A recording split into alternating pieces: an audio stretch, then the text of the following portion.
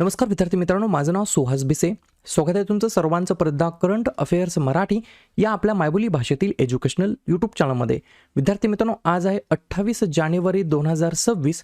आजच्या दिवसाचे जेवढेही चालू घडामोडीचे महत्त्वाचे टॉप प्रश्न बनत असतील ते सर्व प्रश्न आपण या व्हिडिओच्या माध्यमातून पाहणार आहोत. तरी सर्वप्रथम आपण जर नवीन असाल, पहिल्यांदा या चॅनलवर व्हिडिओ पाहत असाल तर चॅनलला या ठिकाणी अवश्य सबस्क्राईब सुद्धा करून घेऊ शकता. ठीक आहे, चला तर मग आपण आजच्या व्हिडिओला सुरुवात करूया. त्या अगोदर कालच्या व्हिडिओमध्ये जो काही शेवटचा प्रश्न विचारला होता त्या प्रश्नाचं उत्तर जाणून घेऊया. काय होता प्रश्न? 77व्या प्रजासत्ताक दिवसानिमित्त महाराष्ट्र राज्याने कशाच्या आधारित चित्ररथ या ठिकाणी सादर केलेला होता? तर बऱ्याच विद्यार्थी मित्रांनी अगदी योग्य उत्तर टाईप करून सांगितलं आहे. पर्याय क्रमांक सी, गणेशोत्सव याबद्दल किंवा याच्या आधारित या ठिकाणी चित्ररथ सादर करण्यात आला होता आपल्या महाराष्ट्र राज्याच्या मार्फत. कधी? 77व्या प्रजासत्ताक दिवसानिमित्त. क्लिअर? आता पाहूया विद्यार्थी मित्रांनो प्रश्न क्रमांक पहिला. टोटल संपूर्ण व्हिडिओमध्ये 12 प्रश्न असतील. सुरुवातीपासून शेवटपर्यंत व्हिडिओ प्रामाणिकपणे पाहण्याचा प्रयत्न करा. एक एक प्रश्न महत्त्वाचा आहे, तुम्ही कोणत्याही परीक्षेची तयारी करा. प्रश्न क्रमांक पहिला काय आहे? भारतातील पहिले एकात्मिक खाजगी उपग्रह उत्पादन युनिट कोठे सुरू करण्यात आलेलं आहे? प्रश्न क्रमांक पहिल्याचं योग्य उत्तर आहे पर्याय क्रमांक डी, सानंद या ठिकाणी. आणि हे जे काही सानंद आहे ते कोणत्या राज्याच्या अंतर्गत येतं? तर गुजरात राज्याच्या अंतर्गत येतं. तर भारतातील पहिले एकात्मिक खाजगी उपग्रह उत्पादन युनिट हे या ठिकाणी सानंद गुजरात या ठिकाणी सुरू करण्यात आलेलं आहे. क्लिअर? पहिलाच प्रश्न आहे प्रथम घटनेबद्दल. तर लगेच नवनवीन प्रथम घटनांवरती एकदा चर्चा करूया. लिहून घ्या. पहिले पूर्णपणे सौर ऊर्जेवर चालणारे प्राणी संग्रहालय बन्नेरघट्टा बायोलॉजिकल पार्क. पहिले electric truck battery swapping station सोनीपतमध्ये. पहिला वन्यजीव सुरक्षित रस्ता NH45 वरती मध्य प्रदेशमध्ये. पहिल्या डिजिटल आदिवासी स्वातंत्र्य सैनिक संग्रहालयाचे उद्घाटन छत्तीसगडमध्ये. पहिले PPP मेडिकल कॉलेजची या ठिकाणी सुरुवात करण्यात आली मध्य प्रदेशमध्ये. पहिले स्वदेशी MRI स्कॅनर कोठे विकसित करण्यात आलं? तर बेंगलोरमध्ये. आणि कोणत्या कंपनीने विकसित केलं? तर वोक्सेल ग्राइड्स या कंपनीने. बायोबिटुमेनचे व्यावसायिक उत्पादन करणारा जगातील पहिला देश ठरला आहे भारत. पहिला जैव आनंदी जिल्हा ठरला आहे केई पन्न्योर अरुणाचल प्रदेशमध्ये आहे. आणि पहिले एकात्मिक खाजगी उपग्रह उत्पादन युनिट सुरू करणारं या ठिकाणी करण्यात आलं आहे सानंद गुजरात या शहराच्या अंतर्गत. ठीक आहे, पुढचा प्रश्न प्रश्न क्रमांक दुसरा. यावर्षी म्हणजेच 2026 मध्ये कोणत्या राज्याने सर्वाधिक पद्म पुरस्कार विजेते या ठिकाणी नोंदवलेले आहेत? 2 नंबरच्या प्रश्नाचं योग्य उत्तर आहे पर्याय क्रमांक सी, आपलं राज्य महाराष्ट्र राज्य. या राज्याने तब्बल 15 या ठिकाणी पद्म पुरस्कार विजेते या ठिकाणी नोंदवलेले आहेत. हे 15 जण कोण आहेत? कोणत्या क्षेत्रातील त्यांना या ठिकाणी पद्म पुरस्कार जाहीर करण्यात आले त्याच्यावरती एकदा चर्चा करूया. सुरुवातीला लिहून घ्या. एक पद्मविभूषण देण्यात आला आहे धर्मेंद्र देओल यांना मरणोत्तर कला क्षेत्रासाठी. 3 या ठिकाणी पद्मभूषण देण्यात आले आहेत. कोणाकोणाला? अलका याज्ञिक यांना कलेसाठी, पियुष पांडे यांना मरणोत्तर कलेसाठी आणि उदय कोटक यांना व्यापार व उद्योगासाठी. हे झाले सुरुवातीचे 5. बरोबर? या ठिकाणी हे सुरुवातीचे झाले 4 आणि बाकीचे 11 काय आहेत? तर 11 बाकीचे पद्मश्री आहेत.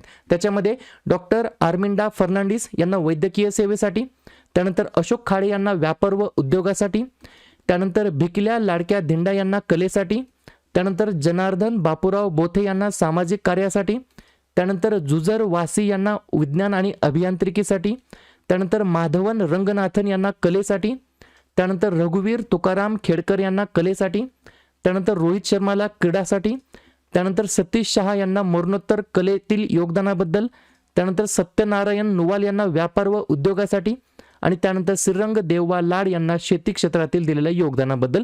या 11 जणांना या ठिकाणी पद्मश्री देण्यात आला आहे. 3 जणांना या ठिकाणी पद्मभूषण देण्यात आलेलं आहे आणि 1 जणाला या ठिकाणी पद्मविभूषणने या ठिकाणी सन्मानित करण्यात आलेलं आहे. 11 आणि 3 14, 14 आणि 1 15 या गोष्टी तुम्हाला लक्षात ठेवायच्या आहेत. हे 15चे 15 या ठिकाणी विजेते कुठले आहेत? तर महाराष्ट्र राज्यातील. महाराष्ट्र आपल्या राज्याची स्थापना 1 मे 1960. मुख्यमंत्री आहेत देवेंद्र फडणवीस, राज्यपाल आहेत आचार्य देवव्रत, राजधानी आहे मुंबई.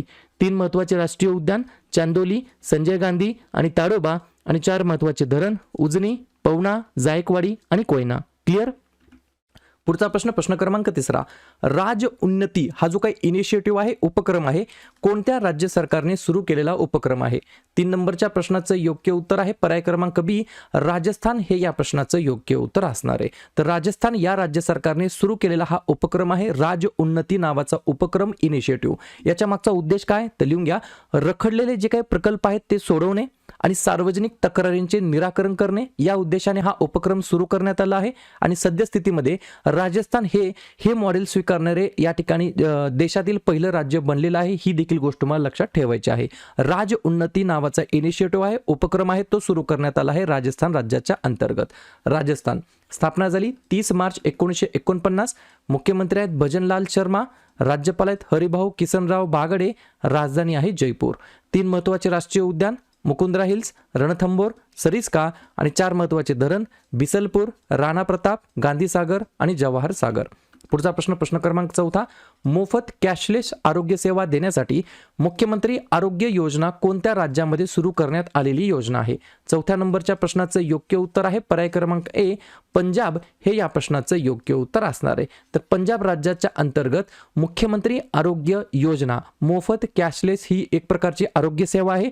ती आरोग्य सेवा देण्यासाठी मुख्यमंत्री आरोग्य योजना सुरू करण्यात आली आहे पंजाब राज्याच्या अंतर्गत.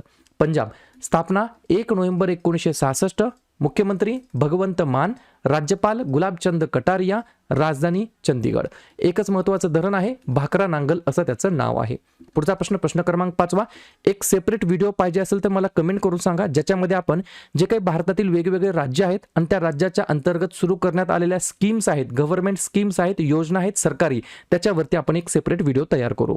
5व्या नंबरचा प्रश्न लिहून घ्या. नॅट सायवर ब्रँट या महिला खेळाडू कोणत्या संघाकडून महिला प्रीमियर लीग मध्ये खेळतात? 5व्या नंबरच्या प्रश्नाचं योग्य उत्तर आहे पर्याय क्रमांक डी, मुंबई इंडियन्स कडून त्या खेळतात. प्रश्न काय महत्त्वाचा आहे तर वुमन्स प्रीमियर लीग मधील पहिलं शतक त्यांनी ठोकलेलं आहे. त्यांचं नाव आहे नॅट ब्रँट, ज्या की मुंबई इंडियन्स या महिला जे काही IPL ची टीम आहे महिलांची वुमन प्रीमियर लीग यांच्याकडून या खेळतात. बरोबर, या गोष्टी तुम्हाला लक्षात ठेवायच्या आहेत. पहिलं या ठिकाणी शतक त्यांनी ठोकलेलं आहे. नॅट सायवर ब्रँट असं त्यांचं नाव आहे. मुंबई इंडियन्स या महिला टीमकडून त्या खेळतात. ठीक आहे. पुढचा प्रश्न क्रमांक 6. बनारस साहित्य महोत्सव 2026 मध्ये भारतेंदू हरिश्चंद्र जीवनगौरव पुरस्काराने कोणाला सन्मानित केले जाणार आहे? 6व्या नंबरच्या प्रश्नाचं योग्य उत्तर आहे पर्याय क्रमांक सी, नमिता गोखले असं त्यांचं नाव आहे. काय नाव आहे? नमिता गोखले असं त्यांचं नाव आहे. बनारस साहित्य महोत्सव 2026 मध्ये भारतेंदू हरिश्चंद्र जीवनगौरव पुरस्काराने त्यांना सन्मानित केले जाणार आहे. ठीक आहे. प्रश्न आहे महत्त्वाच्या पुरस्काराबद्दल. तर लगेच काय करूया, बाकीचे जे काही नवनवीन पुरस्कार या ठिकाणी प्रसारित झालेले आहेत किंवा वेगवेगळ्या व्यक्तींना त्यांनी त्यांच्या क्षेत्रामध्ये दिलेल्या योगदानाबद्दल त्यांना या पुरस्काराने सन्मानित करण्यात आलं, त्या वेगवेगळ्या पुरस्कारांवरती एकदा चर्चा करूया. लिहून घ्या. राष्ट्रीय विज्ञान पुरस्कार 2025 ने सन्मानित करण्यात आलं जयंत नारळीकर यांना. ब्रिटिश अकादमी पुस्तक पुरस्काराने सन्मानित करण्यात आलं सुनील अमृत यांना. महाराष्ट्र भूषण पुरस्काराने राम सुतार यांना. 2025चा चॅम्पियन्स ऑफ द अर्थ पुरस्कार सुप्रिया साहू यांना. 2025चा ट्रान्सफॉर्मेशनल लीडर ऑफ द इयर पुरस्कार जय शहा यांना.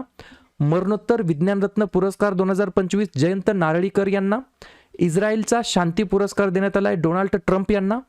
इंदिरा गांधी शांतता पुरस्कार 2025 ने सन्मानित करण्यात आलं ग्रासा माशेल यांना.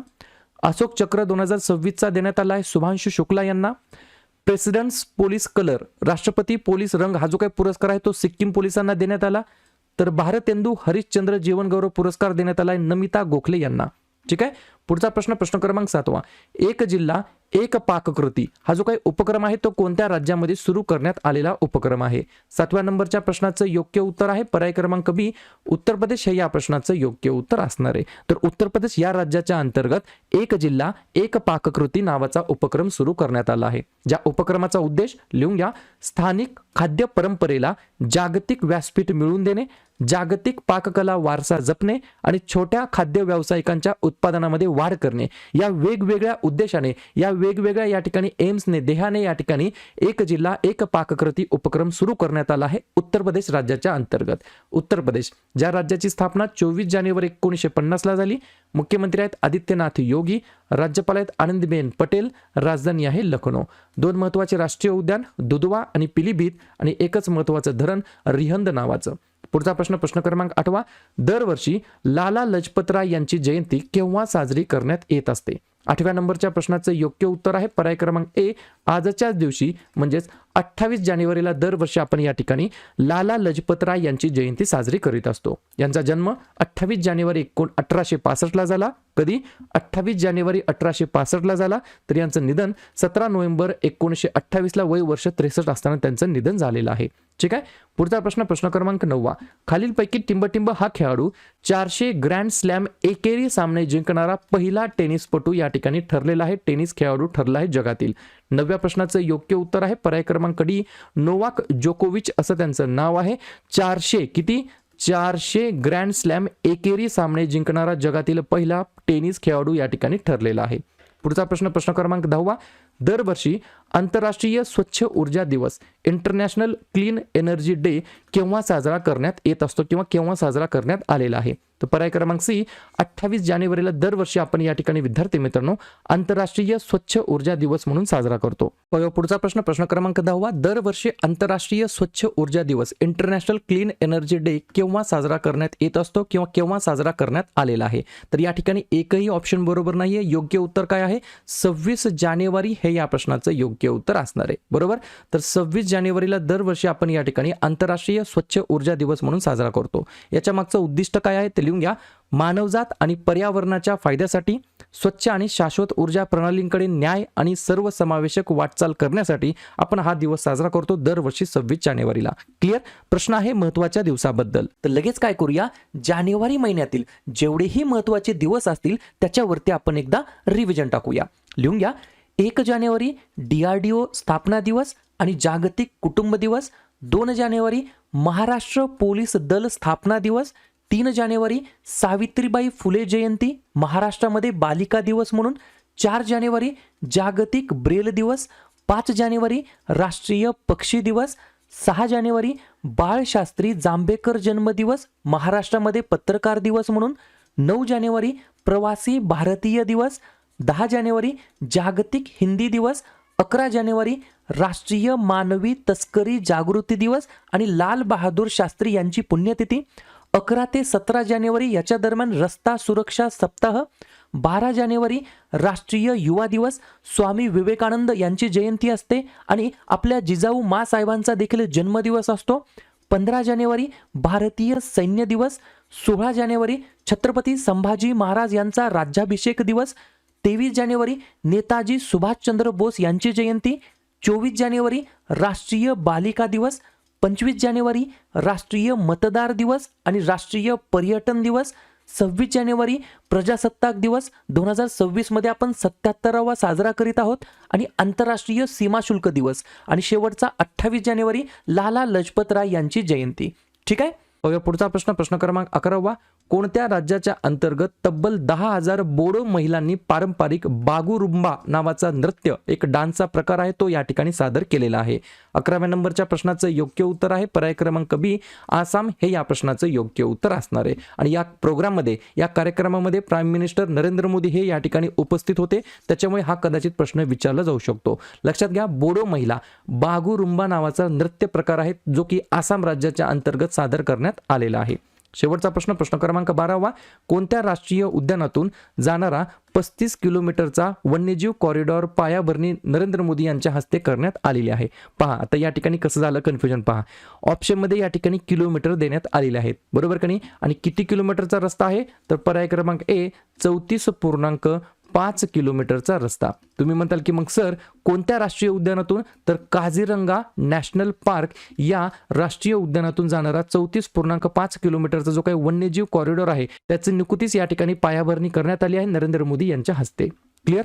तर अशा प्रकारे विद्यार्थी मित्रांनो हे होते आजचे 12 प्रश्न. उपक्रम कंटेंट हा जो काही प्रयत्न आपण सुरू केलाय मराठी भाषेमध्ये कसा वाटतो अवश्य कमेंट करत चला.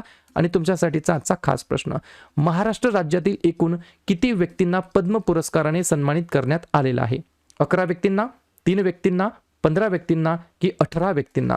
तर ज्या पण विद्यार्थ्यांनी या प्रश्नाचं योग्य उत्तर येत असेल त्या प्रश्नाचं उत्तर तुम्ही कमेंट बॉक्समध्ये देण्याचा प्रयत्न करा. प्रश्नाचं उत्तर चुकू द्या, बरोबर येऊ द्या, काहीच हरकत नाही. ट्राय करणं, प्रयत्न करणं सर्वात जास्त महत्त्वाचं आहे. तर दुसऱ्या दिवशी येऊन आपण दिलेल्या प्रश्नाचं उत्तर हे बरोबर आले की चुकलं, दुसऱ्या दिवशी येऊन नेहमी चेक करणं, अभ्यासामध्ये कन्सिस्टन्सी मेंटेन ठेवणं हे सगळ्यात जास्त महत्त्वाचं ठरणार आहे.